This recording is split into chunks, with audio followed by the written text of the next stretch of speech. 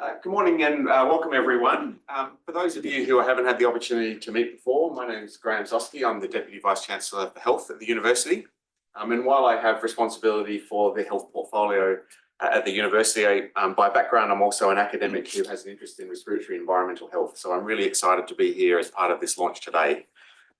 As we gather today, I begin by acknowledging the traditional owners on the lands on which we meet, the Palawa peoples of Lutruwita, traditional owners and sovereign peoples on these lands which has not been ceded. I also recognise and acknowledge that I'm a visitor on this country. I pay my respects to elders past and present, and the old people as the knowledge holders whose wisdom continues to shape our understanding of this place. And I extend my respect and acknowledgement to all Aboriginal and Torres Strait Islander people who are joining us in this session today. I think it's worth recognising that as a university we're absolutely committed to embedding Indigenous knowledges across everything that we do. And recently I had the privilege of visiting Kakadu on holiday with my family, and I got to see how these Indigenous knowledges can really shape country and care for country. And I think it's really interesting to reflect on that because of the importance of fire in that story. And so these Indigenous knowledges and perspectives are really deeply rooted in place, and they're shaped by millennia, and they continue to evolve and inform our understanding. And it's important to recognise that these knowledges aren't static. They're dynamic, resilient, and profoundly relevant to the transitions we must make as a society. So with that acknowledgement and that context, I'm absolutely delighted to welcome you all today to the official launch of FireLab3, a world-class research facility that represents a bold step forward in our understanding of fire, smoke, and their impacts on people and the environment. This is, of course, also a chance to celebrate our research in this field and how it is improving health and well-being and supporting environmental management and sustainability. All things that we're very proud of at the university and are really critical to our mission. And today marks the beginning of an exciting new chapter in fire and air quality research here at the university. And for me personally, I've always had a long interest in air pollution and fire and smoke and its impacts on health and well-being, but also how that intersects with ecology and environmental sustainability. I think fire and smoke is this really interesting thing from a health perspective, because it's something that often the people who are impacted by don't necessarily control. But it's also a really important preventable health exposure. But at the same time, it's an important part of our environment and our ecological sustainability. So how we understand the balance between those things is something that I've always been really interested in. And I think the FireLab3 is an important step on progressing our understanding in that space and how we can get those balances right. So I'm absolutely privileged today to introduce four outstanding speakers who really represent the interdisciplinary nature of the FireLab and the facility. And so what I'm going to do now is introduce all four of our speakers. They'll then give us a presentation on each of their areas of expertise. And at the end, we'll have an opportunity for a question and answer session where you'll have an opportunity to ask the presenters some questions that you might have about the facility and the opportunities that it presents. So as I mentioned, we have four amazing speakers. The first that I want to introduce is Professor David Bowman, an Australian Research Council Laureate Fellow and Director of the Transdisciplinary Fire Centre at the University of Tasmania, where he holds a research chair in pyrogeography and fire science.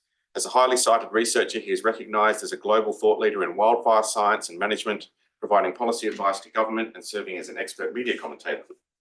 We also have Professor Faye Johnson, who's a public health physician and environmental epidemiologist at the Menzies Institute for Medical Research.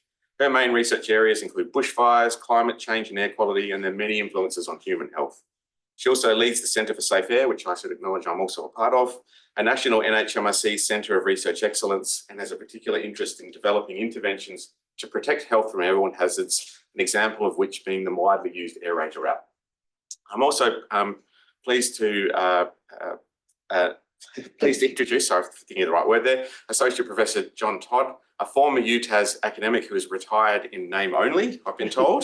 John has over 30 years of experience in wood heater research and a global leader in innovation in wood heater design for emissions controls to minimise the impacts on community health and the environment, including climate impacts. So again, that balance between community health, the climate impacts, but also how we manage our environment in the context of fire. And last but by no means least, and who will be the first presenter today, is Megan Porter, the operational manager for FireLab. His tireless coordination and commitment have been essential in turning this ambitious vision into a functioning future-ready facility. And as I mentioned before, together they really represent the interdisciplinary strength and collaborative spirit of this facility, and also the opportunity that it presents for us moving forward. So thank you all for being here to celebrate this milestone. I'll now hand over to our first speaker, Megan Porter, to introduce us to the facility and the significance of its research. Thank you. I'm going to do a little bit of a caveat. When I first started working for David, my number one rule was that I don't present, and that was because of the enormous pressure I sort of feel at this moment. So forgive me if I stumble my way through, but I'll do my best. It's an exciting moment. It's about 2 years of my probably good solid work to get us here, and we're really excited to share it. So FireLab3, as I said, has been many years in the making, and in more recent times, my role has really been to bring it together into reality. With the support of the university and researchers from the Fire Centre at the School of Natural Sciences and the environmental health teams at Menzies, we've been able to work towards developing a facility that truly is groundbreaking. It provides us with the opportunity to provide studies into the impacts of bushfires, plant flammability, smoke emissions, air pollution, and human health. It's transdisciplinary themes which these transdisciplinary themes which naturally overlap and interact. So fire is really complex. Anyone here in this room probably understands that. It's experimentally complex, and when we're building a research facility that studies fire alongside its romantic partner, smoke, we enter a whole new level of complexity. Today we're here to share the vision for FireLab and to highlight, but really ultimately celebrate really what's been achieved. It really is just the starting point for where we are today. So before I begin to tell the story, no one builds a cathedral alone, and I want to make sure I put this first and foremost as opposed to at the end. I want to acknowledge that there are almost no elements that I can think of in FireLab that were purchased off the shelf as a ready-fit solution for a facility of its type. So it is important that I take a moment to thank, and I hope some of the people are here in the room. If they're not, I'm not going to list them all here. I don't have that sort of time, but I want to show that the individuals listed here showed patience, good humour. I presented a series of bad drawings. I presented a badly drawn concept drawing, scrawled notes and requirements based on informed, but sometimes really limited conceptual understanding of what I was trying to achieve. And everybody in this list came at that with me, and I'm grateful for their sharing of expertise and their knowledge and the application that they and the way that they applied that in a place that was really unfamiliar.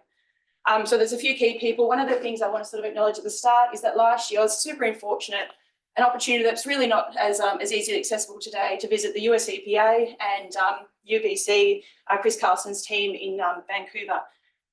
These are world-leading research teams that have been working in this area for decades. And the fact that I was able to go last year and spend a week each at each of these places has meant that I was able to take what I learned from these decades worth of research development and bring it back to FireLab. And really that's what FireLab is. It's a stepping stone and a vision that has been brought together based on that experience that I had. Some more local sort of thanks. I just want to acknowledge the CSL team, Sean, Phil, and alongside Kaylin, who helped me develop a tube furnace, which I'll go through later, and you'll see why it's important to acknowledge that work. And IT Networks, I just cannot thank enough. We have got a number one hero here in IT, Nigel, who was here this morning, and their capacity to bring together and share knowledge that was just so unfamiliar to me, I'm just really grateful for, and I want to thank them up front. So FireLab3, it's a 3-in-1, hence the reference to the superscript 3. It combines biological, medical, and engineering science. The research infrastructure is truly transdisciplinary. It will step us closer to understanding the health and environmental impacts of smoke emissions from 2 nationally relevant sources, landscape fire and residential wood heaters. The Flammability Lab, with its purpose-built plant barbecue, which is not quite pictured here, but you can sort of see it to the end, provides us with a platform for studying plant flammability, which is an important step forward in community-led risk reduction and mitigation. The Bioenergy Lab, an equally important piece in recognition that more needs to be done to reduce emissions and improve efficiency of this common and much-loved home heating source. And each of the Bowman Lab and the John Todd Lab, they interact with the Venn Exposure Lab. Venn provides us its home to climate hut, which you'll see here on the right, and it's our ability to take 2 sources of essentially smoke and bring it into a space where we can provide controlled experimental exposures for both human participants, among many other things, including octane and others. With 3 labs, it's really hard to work out where best I start. So what I've done as part of my presentation, so David, Faye and John will each sort of provide a much more elaborate context of each of those facilities. What I'm going to do is just break it down into really 4 key fundamental features of this facility. So let's begin with the most the most significant feature, which is fire. So fire is highly variable, and so is the smoke that it generates. Whilst we can attempt to set the scene using various methodologies, no two fires are truly experimentally identical. There is inherent variation in fire behaviour and characteristics of combustion as fire sort of oscillates through these phases of active flaming versus active smouldering. It's just part of what it's doing. In experimental research, we all understand when you start to bring things into a laboratory space that what we're trying to do is control as many variables as possible. Maintaining fire in a flaming or smouldering state is technically challenging. It is controlling what is inherently uncontrollable to a certain degree. So whilst we use the flammability lab for a range of different experiments, there is a lot of interest in capturing smoke from emissions and public health research. So the first question is, how do we generate safe, stable smoke concentrations in a laboratory, and how can these be experimentally replicated? So we start with chasing smoke control. I learned very quickly during my visit to the US that 40 plus years of research has gone into this very question.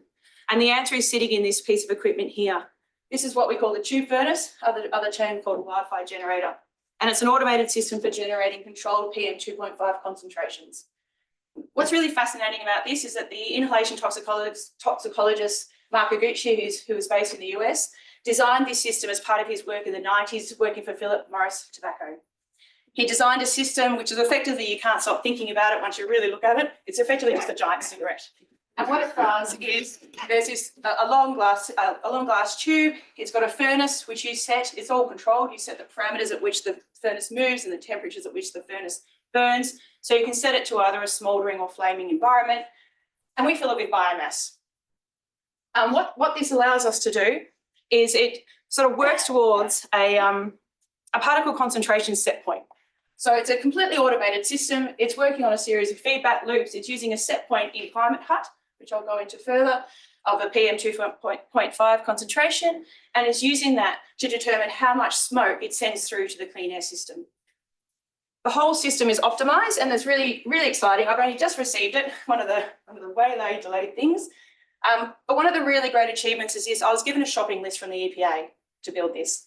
And so the fact that the team at CSL have come together to help me sort of put it together, we're really proud of this instrument, and I think it will really change the way in which we can deliver bushfire and as well as smoke emissions. It's really flexible, and we're really looking forward to pushing the boundaries.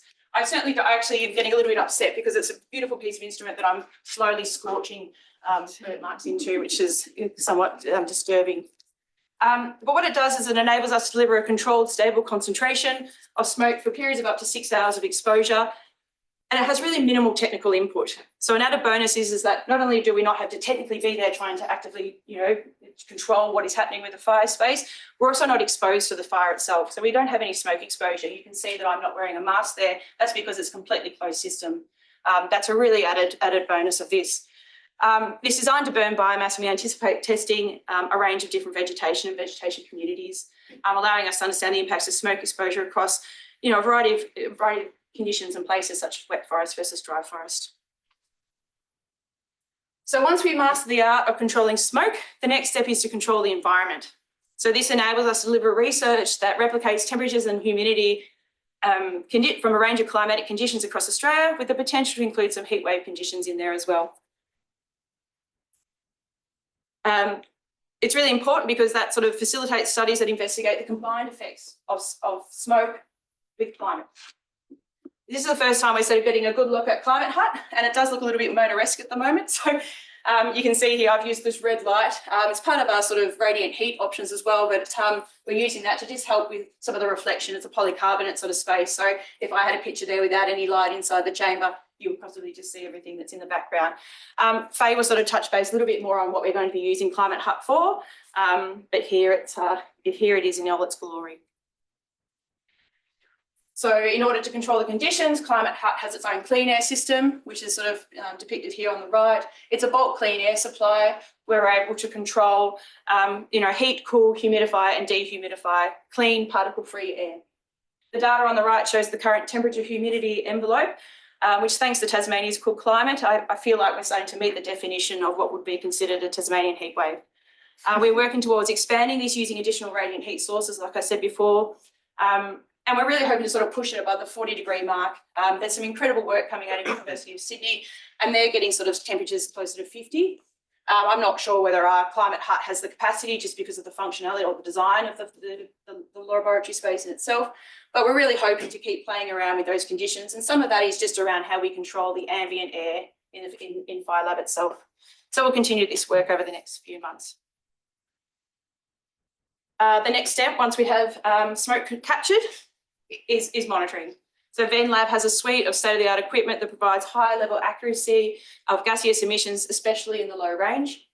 This is important as the smoke haze we generate is replicating conditions that are typically observed during days where we might have air quality impacted by bushfire or prescribed burn events.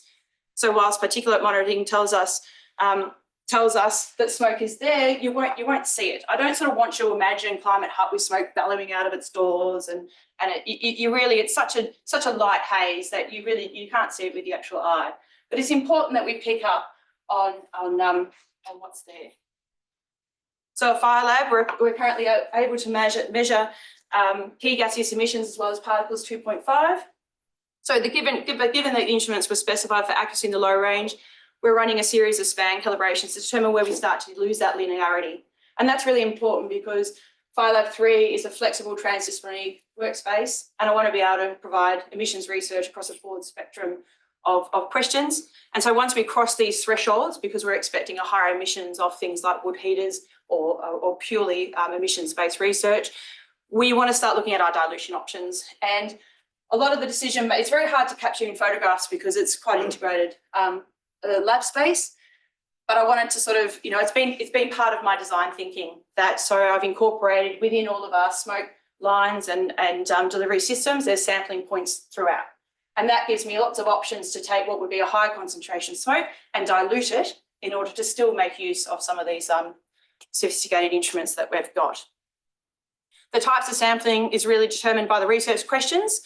And I just wanted to sort of make it known that there's sort of lots of options here. We've recently ran samples for a team in ACROS that were interested in trace markers released during wildfire events, and as a method for reconstructing past vegetation. So due to the compositional changes between hardwood, softwoods and grasses, the ratio of these chemical markers change. In order to capture those, they're caught on filters, and we're able to utilise some of the amazing equipment down at ACROS and the Central Science Laboratory to sort of get some of those that data off the filters. Down here on the side here, I'm just demonstrating some research that's coming out of the Wicking Institute, where they're looking at modifiable risk factors for dementia, and they're interested in capturing smoke particles into solution for exposure later on to cells. And finally, when we start to talk about bringing smoke and particles into a controlled environment, and we're looking at human-based participation in these experiments, I can't escape the participant monitoring side. This is on its way, and safety is the highest priority when we start to look at this. One of the really amazing and fortunate things that have come out of my visit to the US is that the collaborations and the relationships that I established whilst there have been ongoing, and we've recently. In a couple of weeks, so we're welcoming Thomas Austin, a biomedical engineer from the US EPA, who will be joining us to help us integrate and establish some of our automatic alert functions and a suite of biomedical patient monitoring systems, which have been generously donated by US biomedical firm Integrity Biomed. And they've done that just out of their generosity. And they've done that because they want to see us succeed, and they can see that this type of research is really important. So really unfortunate, not only will Thomas help me establish some of the patient monitoring sort of systems, his expertise in delivering smoke emissions research is just is so valuable to us. I'm struggling to find the words because I just want to say the most ridiculous thing about him. I'm so excited. He's spending about a month, and we will learn and develop further. So that's a little bit of a brief overview. It's quite rushed because we're trying to fit a lot in today. I can take questions later. But what I'll do now is I'll step over to John Todd. He'll talk you through the wood heater emissions testing, as that's his area of expertise.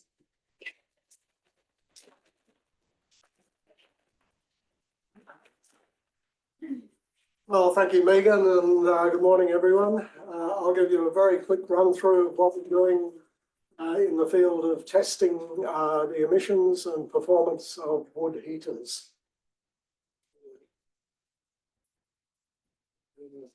Switch it on. It's just behind the monitor there. Oh,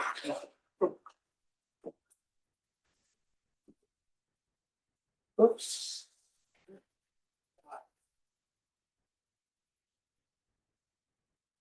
bottom one. Good. Okay, over the years, we've learned a lot about wood heaters. One of the key things, really critical things, is that people really love their wood heaters around Australia. That's why there are tens of thousands of wood heaters in people's homes. We know that the wood heater puts out a lot of heat, some up to 20 kilowatts, which is a huge amount of heat to put into a living room. Probably more than you really, well.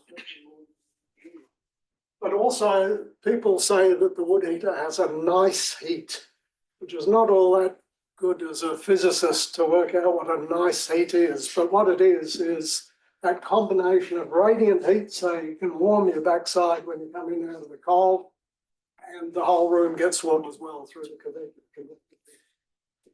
But while this happy family here are busy with their game of Monopoly or whatever it is, this wood heater is putting out the unburned products of their combustion out the flue, which is spreading out around the neighbourhood in the urban areas or country towns or even in remote sites. So, what? Do you want me to go back? I'll go back, John. Sorry.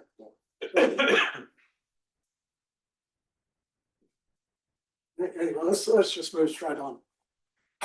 What we have then is that we've developed a laboratory that will measure both the good and the bad. So we can measure the heat output, the performance, the radiant heat, the convective heat from the wood heaters. And we also capture the smoke. So we have a smoke capture system which allows us to relate the amount of smoke that's produced for different operating conditions in the heater and the way heaters are operated in people's homes. We capture all the smoke that comes out of the heater while it's being tested and put it into what we call a dilution tunnel. The reason we need to do that is that wood smoke is an interesting compound, if you like, because a lot of the smoke itself, the tiny little particles that form, they form as the unburnt gases coming out of the wood heater condense into tiny little droplets of oils and tars, which is what we see as smoke, visible smoke, but it's quite toxic. Okay, so what we have done is that we have developed a test method that we believe represents a mid-range of the way people use their heaters in their home. So it's not best practice by any means, and it's not the worst practice by any means. It's a mid-range, whereas the current Australian standards for wood heaters are using best practice. But we know from surveys and so forth that there's no way that people operate their heaters with best practices. Some do, but a lot don't. So we have developed this method. Now, what we've done, we believe that it is possible to get the best of both worlds, to have the same heat output, but without the smoke. And I should add here that the smoke also includes quite a lot of methane, which of course is a very strong greenhouse gas. So what we're trying to do is reduce the emissions, but maintain the heat. And in order to do this, we picked up on the New Zealand ULEBs, ultra low emission wood burners. And they've been developed in New Zealand. They're commercially available. We bought 4 different models, very different types of emission reduction systems as each of the 4. And we've been testing them with eucalypt firewood. And we find that they can burn much cleaner than the current generation of wood heaters. And hopefully we will develop the appropriate test methods so that we can come up and say, people want their wood heaters, they can have them, they get the benefits, but we don't get the smoke. That's what this research is all about. Good, thanks very much.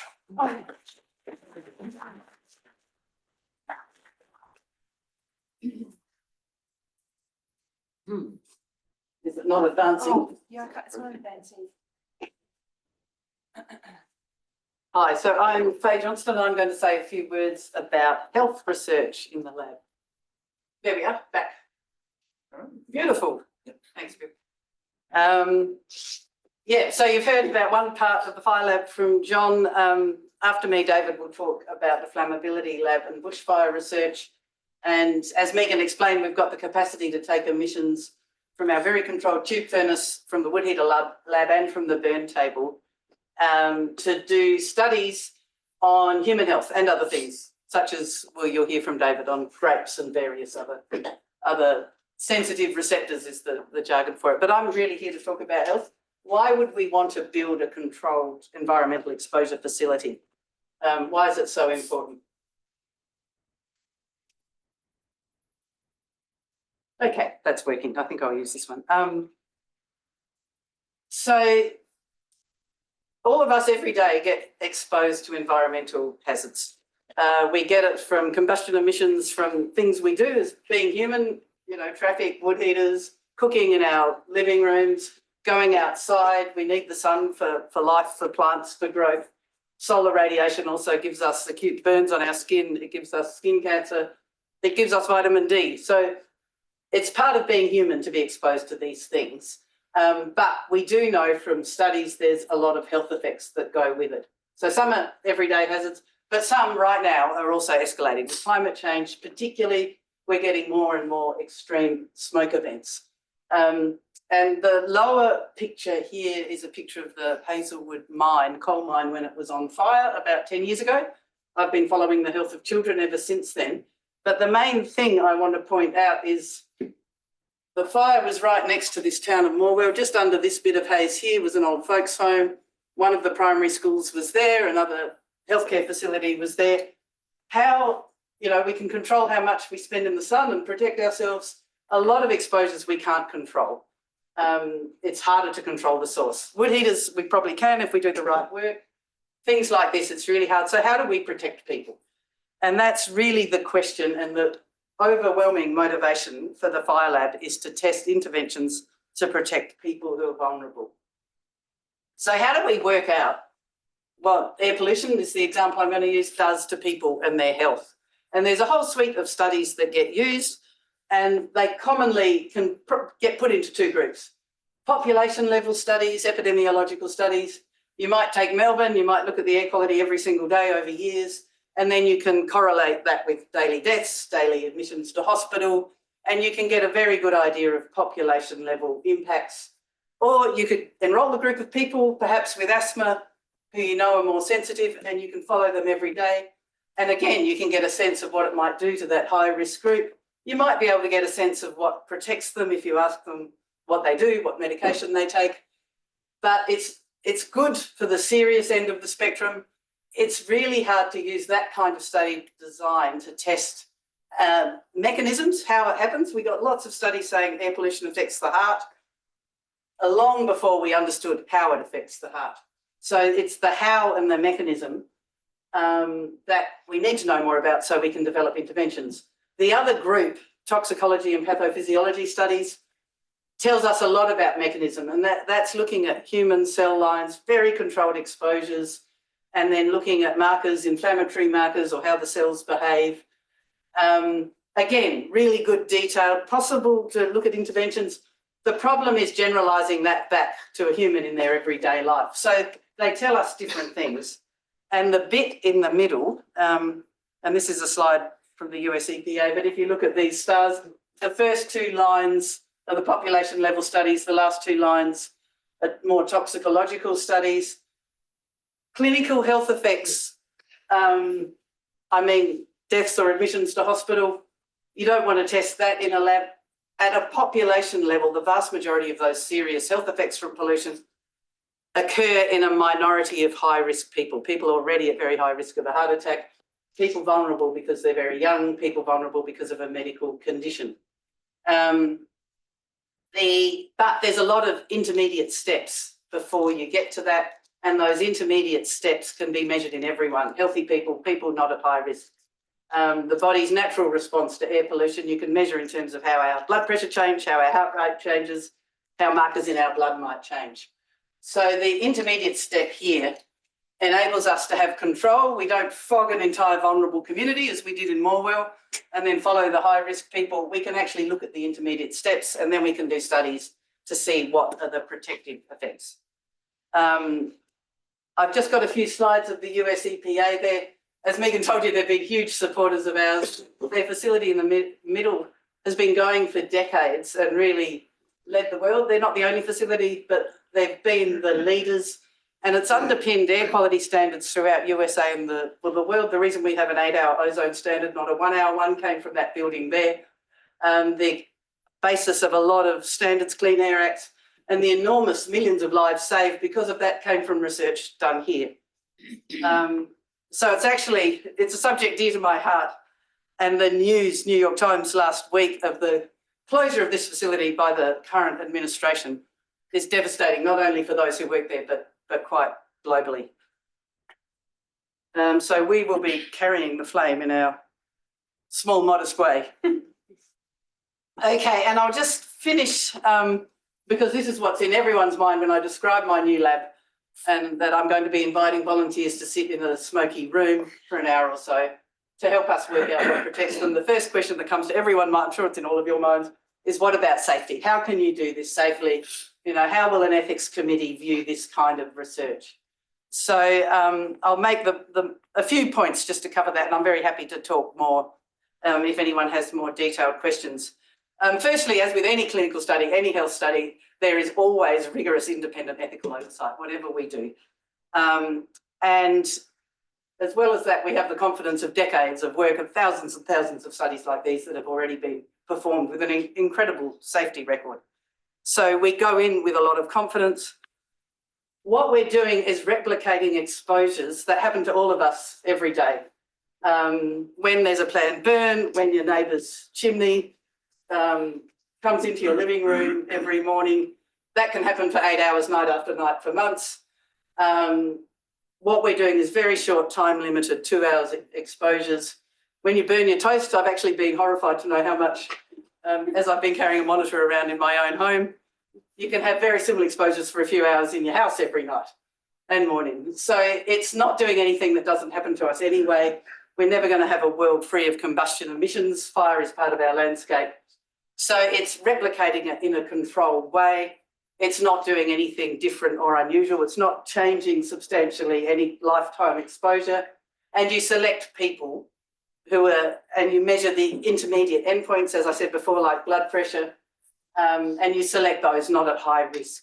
You don't select someone who's a sitting duck for a heart attack. You're very careful about who you choose, and then you measure intermediate steps that are reversible when the exposure stops. Interestingly, our colleagues in the US and Canada tell us that sometimes people can't always tell whether they've been in the clean air session or the exposure session. So it's not necessarily for human tests that we're doing an overwhelming. It's dilute smoke added to a clean air environment.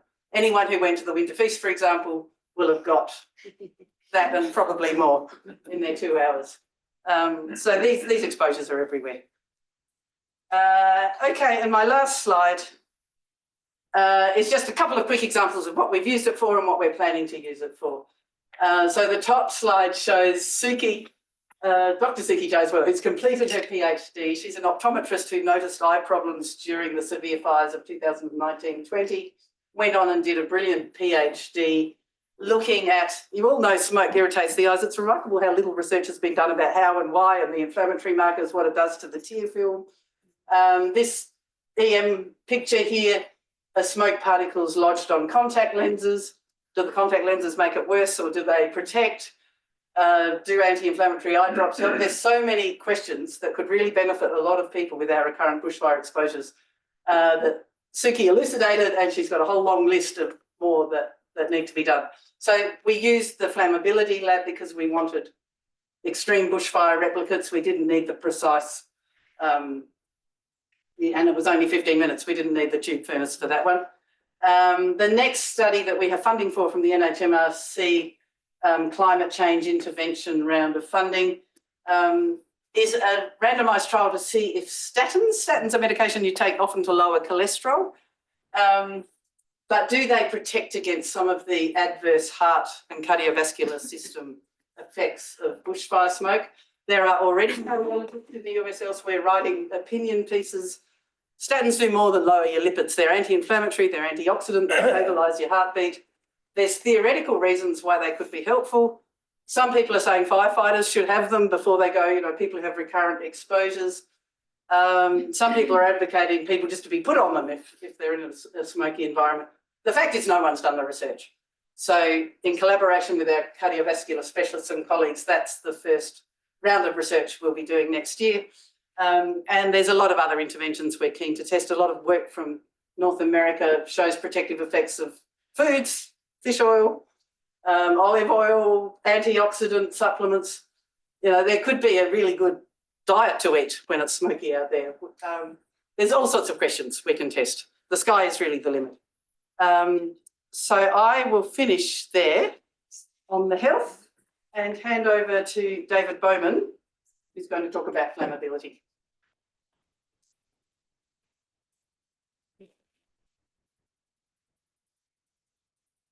Okay, hopefully I can get this technology to work. So it's really interesting. Basically, I'm echoing what's already been said, but I'm somebody who thinks about landscapes, but then you think about landscapes, you've got to start thinking about people. So I'm going to also have some thought about people directly and indirectly, particularly the economy. So I want to provide firstly a philosophical context, which is basically reinforcing some of the points that have been made. Then I'm going to go through some examples, some very concrete examples we're doing, maybe some blue sky examples, and then summarise, and that summary is going to have to be a summary of all of the talks. And so I'm sort of got a fairly broad remit. So, basically, if you leave university and you haven't learnt this fact, then you probably have really missed out an important thing, because this is really the nub of conspiracy theories. I was talking to somebody saying, oh, the climate, climate's really funny up in Darwin. And it's a mate of mine who's an auto electrician. He said, oh, the contrails, mate. You can see it, the contrails. And that's exactly, like, he probably does notice the contrails and the weather is funny. That's a correlation, but causation is something much bigger. So I've been involved 45 years of my life thinking about why there are treeless areas in a very wet place, one of the wettest places in Australia. Why aren't they rainforests? There's a whole literature which has gone around for 45 years around this, but really the missing piece of the jigsaw is actually experimentation and getting to causality, trying to understand what the mechanisms might be. And then you say, well, I want to do some burning. Say that to the university and want to burn. It's okay to have barbecues. I want to set fire to some stuff. And you're going, are you kidding me? And so you go, well, how can I do my research if I can't set fire to something? I'm wanting to be a scientist, not a correlative analyst. I want to take the next step. So you need a fire lab. So then you start on a 10-year journey, which is really fantastic. And I'm so grateful for everybody, particularly Megan, for finishing this sort of, epic journey. So this recently, Stefania Onde, my lab, myself, been involved with a bunch of people all over the world, and really reiterating this point about understanding flammability in landscapes. There's a lot of remote sensing. You can pull data down from the web very easily, but actually in the end of the day, if you want to get to the fine scale, exactly what Faye is saying, you need to have the lab studies. You really need to drill into this to understand. I'm going to give you some concrete examples of why lab studies are so important. So one of the things we know about house loss, my lab is very interested now in the question of house loss. House loss events due to bushfire are a very big deal. We lost entire suburbs in LA, in Hawaii. There's absolutely no reason we're not going to see this happen here in Hobart. It's very strong grounds for grave concern. It's risk here. One of the things we know is that garden design is critically important. The review we did shows that all over the world, people are very aware of the need to structure to design gardens to provide benefit, reducing risk of house loss. But the kicker is, even if you have the most perfectly designed garden, which is on your left-hand side, with these zonations, how much extra residual risk do you have with the plants you're planting? So how important is plant type? And as they'll come, and also how important is the amount of stress that those plants might be under due to drought conditions when you're most likely to have fire. And so that's led to a really nice outcome where we've already delivering some of this research we did with the City of Hobart, very keen to have this research disseminated. We haven't published this research. It's actually a scientific gold mine because it asks lots of questions about the peculiarities of the Australian flora relative to the cosmopolitan flora. Hobart is a real melting pot of floras, temperate floras. It's amazing. So we've actually, from the study of going into people's gardens and collecting garden plants and burning them and finding out what are flammable and what's not flammable, we're also advancing science and understanding something about the peculiarities of the plant kingdom. So that's something we simply could not have done without a fire lab. And this is early days. This list is just really tipping our toe into it. There's an urgent need to expand this list, particularly for the mainland, because we know, as I've got to reiterate, that gardens are a huge factor in house loss. So there's a deeper vision, which has really been at the back, which is drawing together this question of air quality, bioenergy, really FireLab3. And that stems from a working group that Faye and I and Grant Williamson, who's here, we met in Vancouver with a group of Canadian and American scientists. And one of the outputs in the paper was a vision thing, very much a North American vision thing. But on the, again, the left-hand side, totally the current state, totally dysfunctional situation, fumigated cities, high fire risk in the peri-urban areas, out of control forest fires in the wildlands. But what we wondered is if you actually thought about the problem, not from the landscape, but from the atmosphere, and you thought about if you could use air quality as a marker of success, could you actually drive? Because one of the problems of this problem is it's so slippery, it involves so many different dimensions legally, administratively. Could you actually have a simple metric, which everybody has got, a buy-in because we all breathe? Could you actually change the landscape? So we've got a setting, at the bottom, there's a pregnant lady with an air quality monitor, and she knows she's safe and she knows that her baby is safe, for instance. Whereas the current scenario, it's a wild ride. It's a frontier thing. Everybody's looking after themselves as best they can with who knows what information they're pulling off from social media. Again, safe houses, you can see that nice little cottage, and then harvesting the bioenergy, which is around the urban areas, making these green fire breaks, and then maybe more patchy and sustainable and possibly cultural style burning. So I walk the walk. We're actually doing an experiment now on the University Reserve, a small experiment. If I had more money, it would be a bigger experiment, just saying. We're using the money we have to harvest and to the understory to try to prove that you can actually transform, you can kick landscapes into a fire-safe state. So yeah, you could do it with prescribed burning, but guess what? You do a lot of prescribed burning, as I'll come to, you do a lot of smoke pollution. We're talking about mechanical clearing, but we have a bycatch. Got to start thinking about the bycatch. And I'm going to come to that because that's kind of sobering. And it's going to talk about, something, the love that can't speak its name in this state, is we're going to talk about forestry. We're going to talk about commercial forestry. And we're going to talk about some serious problems with commercial forestry. I was invited by a forest company to do an evaluation of a very innovative, novel treatment of regrowth. And this regrowth is virtually identical to the regrowth on the mountain behind Hobart. And the question the forester asked me is, we don't want to clear fell the regrowth. And the regrowth was from clear felling, which in my opinion was a mistake, but that's another story. We want to try to put the forest back into a multi-age state. And they're trying to make a profit. Well, fair enough. It's a commercial company. They are doing a commercial thinning. This would be the upper bound of what ecological or restoration thinning would be, but very, very interesting.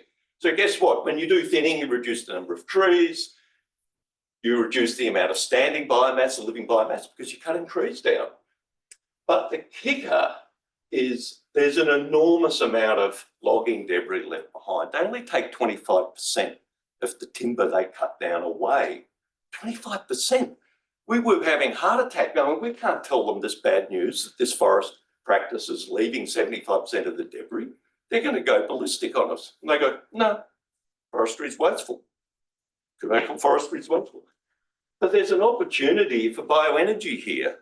Imagine if you could take that bycatch and turn it into something that would be useful. And it's really interesting, you know, nothing's new under the sun, totally independent, a regrowth problem in central Victoria that an Indigenous group had been thinking about how they could kick their system back into a state that they could manage sustainably. And a very important point for the University Reserve, that is not a sustainable state up there. You can't hand it over to anybody or give it to anybody and say, do burning on this, because it's just not in a sustainable state. They were thinking about it. You can't probably read the fine print. But one of the things they thought of, totally independent of me, I just found this talking to my colleagues at Melbourne University, is firewood, bioenergy.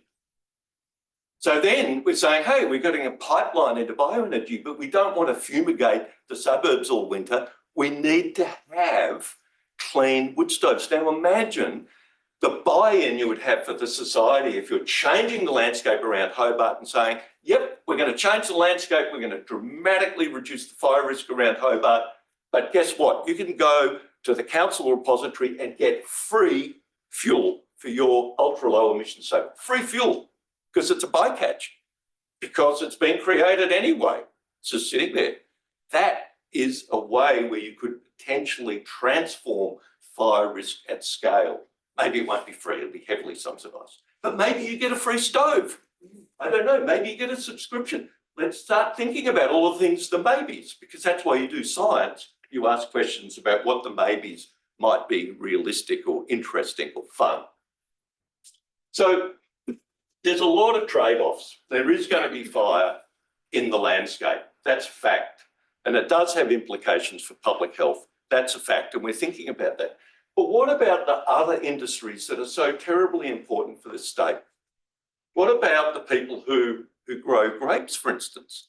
Unfortunately, when they're harvesting their crop, it's a good time to be doing burning. You may not know you can obliterate an entire vintage. Reputational risk, you can wipe out. An entire region can be wiped out by a misplaced burn. So the question is, and we're already working with the people in the grape industry, is it possible to work out the tolerance of the smoke? Is it possible to create a biochemical marker that you could have? You could have some little tags hanging up in your vineyard and go, oh, they're turning blue. That's a bad sign. So maybe there are interventions. Is it possible to wash grapes to remove this toxin? So on. There are all sorts of things that you have to do, but to do it, you've got to go back to an experiment. It's not good enough to know. It's just a whole lot of people bleating about how bad it is. Brainy people should solve problems. Brainy people shouldn't articulate problems. That's not interesting at the moment. So there are some other interesting things. We're talking with a major stakeholder, I'm not going to say who, very interested to know when landscapes are likely to light up.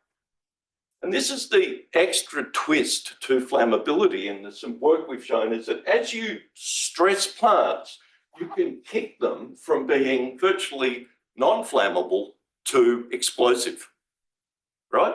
So you can take landscapes which, yeah, you can have a lightning bolt, not much will happen. If you have a lightning bolt, you've got yourself an escalating fire. You can't get helicopters there fast enough. So this is the sort of thing we can do. It's a fancy word, pyroecophysiology, which is the intersection between flammability, and we've done some pilot studies and we'd really like to advance this topic. The flammability, the relationship to drought stress. It's a very, very interesting set of questions. There's another reason that we would like to play around. You know, evolution is a really fun thing to think about, but it does have some practical implications as well. So broadly, you know, trees die, they resprout from the base, they resprout from their trunks.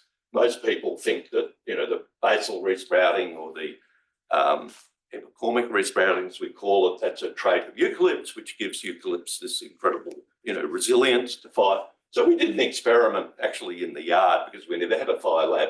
Very little, simple, basic experiment. We got the shock of our lives. It turned out one of the most resilient plants for our blowtorch treatment was actually Notophagus cunninghami. So there's a whole lot of mythology probably out there about the tolerance and intolerance of fire, which we could actually drive into using a fire lab. We could actually start understanding those, you know, thresholds, how much you can use fire, how can you manage landscapes? Because one of the things we're going to have to do, and the Tarkine fires of the beginning of this year has told us, we're basically in a triage and adaptation pathway. It is not going to be sustainable to try to fight these things with aerial assets, because I can assure you this state does not have that sort of money, and the Commonwealth soon is going to start balking at the checks that they're going to be asked to pay. So there's going to have to be some other different way of managing fire, which will almost certainly be putting more fire into the landscape. So why is this lab essential more broadly? Because we're moving beyond correlation. That's what Faye was saying. We need to do something much bigger than that. We need to have rigour.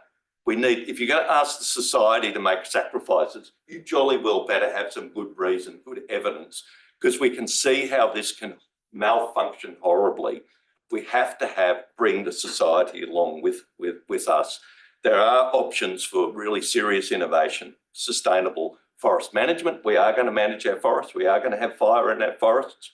We have got these incredible win-wins, I think, where you can take bioenergy, ecological thinning, for example. There's all of these other things we can do. In my interest, obviously, I'm fascinated by the thought of evolution and, you know, interplay of these things. But I assure you, my searchlight is very much on practical outcomes. I want to solve problems. I am doing everything I humanly can. I am doing a field experiment. We are trying to understand how we can do this scale. You know, yes, I will say it, my attention is turning towards the wet forests around Hobart. And that's one of the reasons I was interested in that commercial thinning exercise. There is going to be obviously a lot of community concern and possibly turbulence, but if you can show people the pathway and convince them that you're doing something which is better than the alternative, which is possibly having suburbs burned down, then maybe we will be able to get to a sustainable place faster, because we will get to the sustainable place. My question is the speed of getting to the sustainable place. Thank you very much.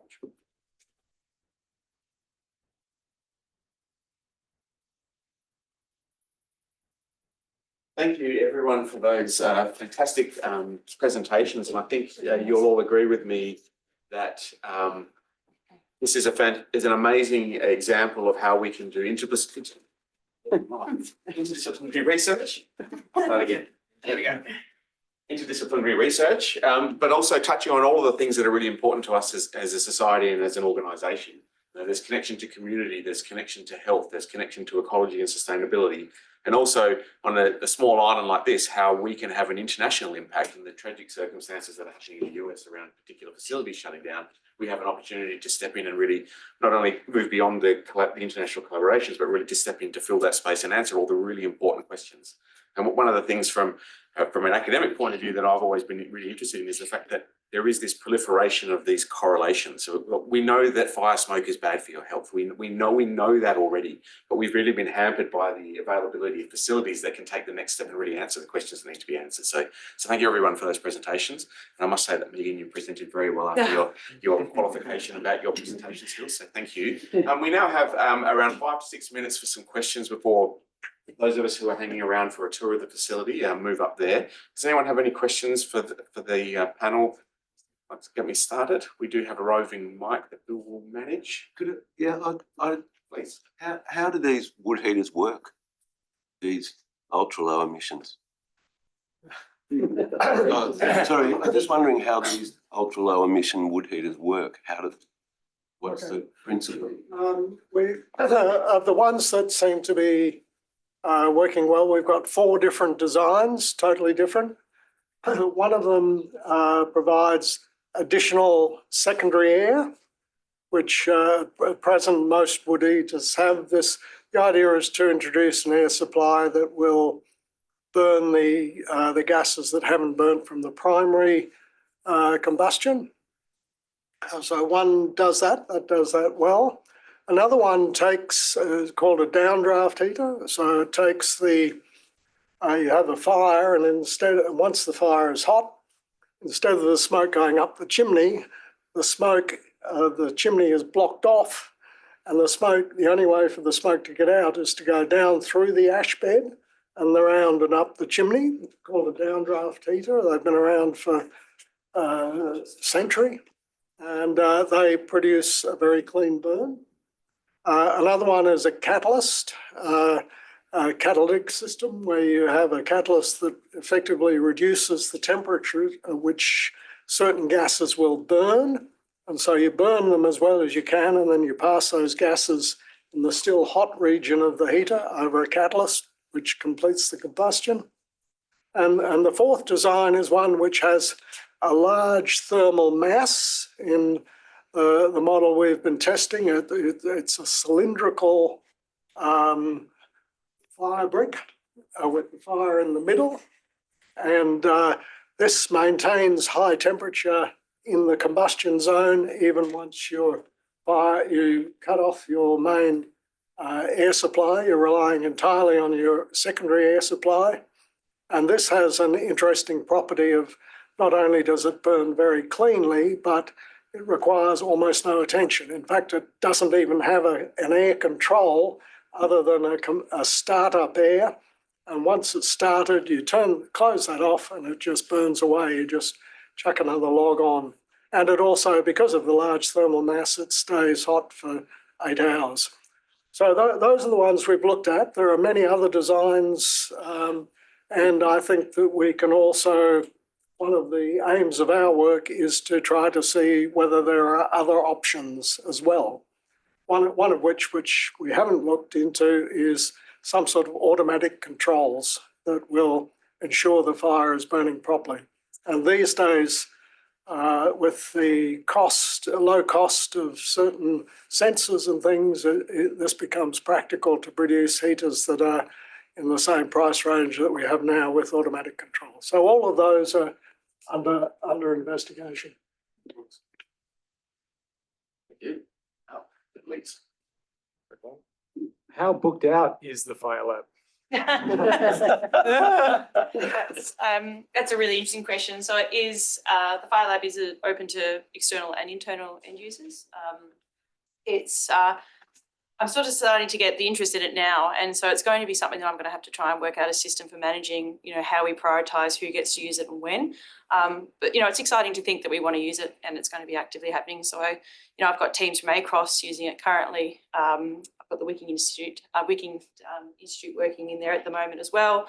And I sort of see that it will be something that will become quite busy at the time. So I'd say highly booked out. As of next year, with Faye running her participant, I think there's about 100 participant exposures as part of that research. So it's exciting. But yeah.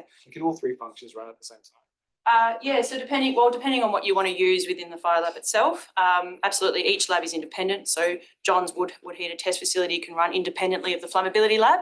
If we want to start looking at emissions and you want to start getting data out of our gas analyzers, or if you want to start using the climate hut as part of your dilution, it all just depends on who, what, where and what's happening. But, you know, I've got a whole bunch of manifolds where I can sit and shift what I sample and how. So, yeah, I think it's just an answer that will sort of generate and evolve as we get more familiar with how it's going to be used. There's a really interesting sort of follow-up question online that is about how you might do something combined across the three facilities. So the question is around whether there is a mechanism for how you might combine the three research outcomes into three parts, seeing how smoke composition changes from different vegetation types, and then seeing how that might impact blood pressure, for example, and then seeing how that might impact things in wood heaters. Faye, I don't know whether you want to. It's on our list, those kind of questions, yes.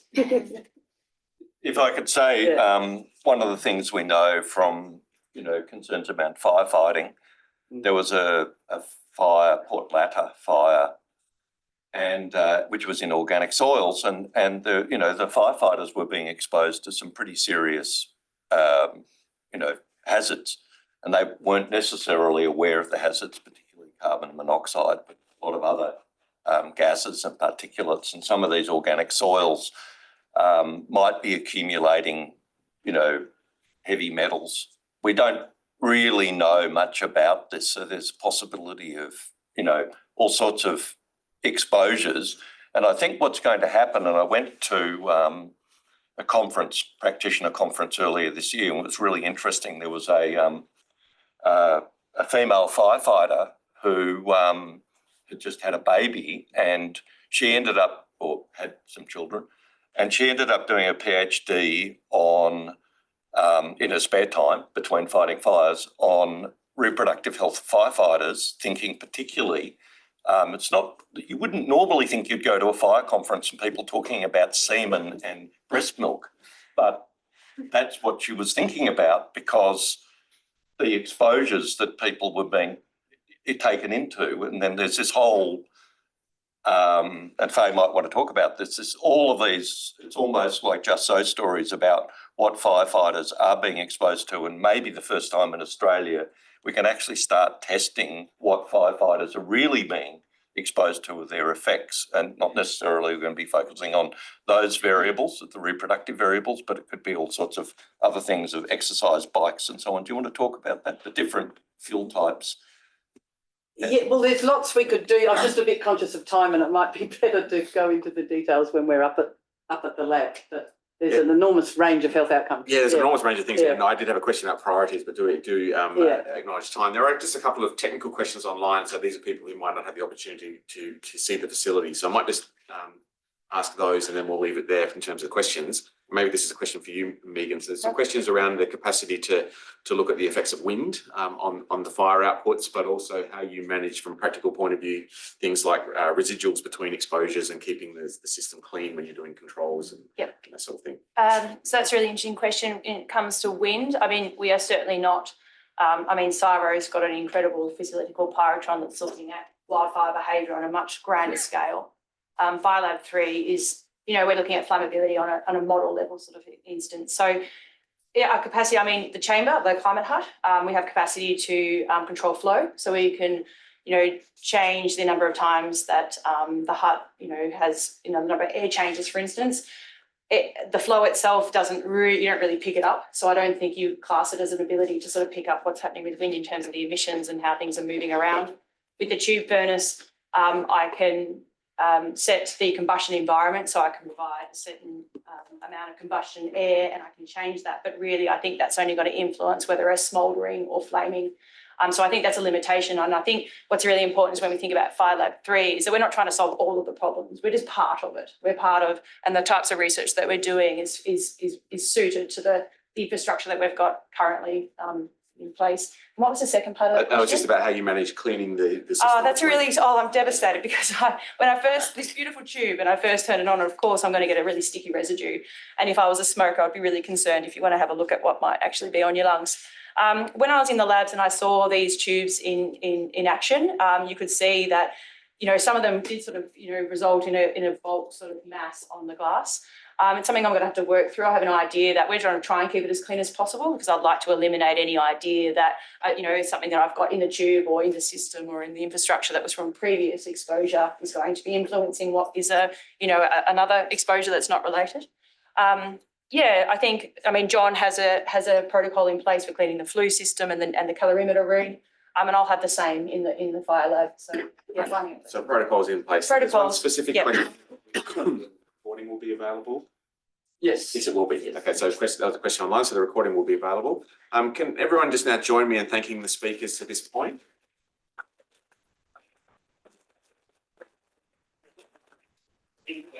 Callum will be directing, Callum is up there. For those of you who are joining us on a tour of the fire lab facility itself, Callum will be directing stuff. So, Callum, thank you very much for your time today.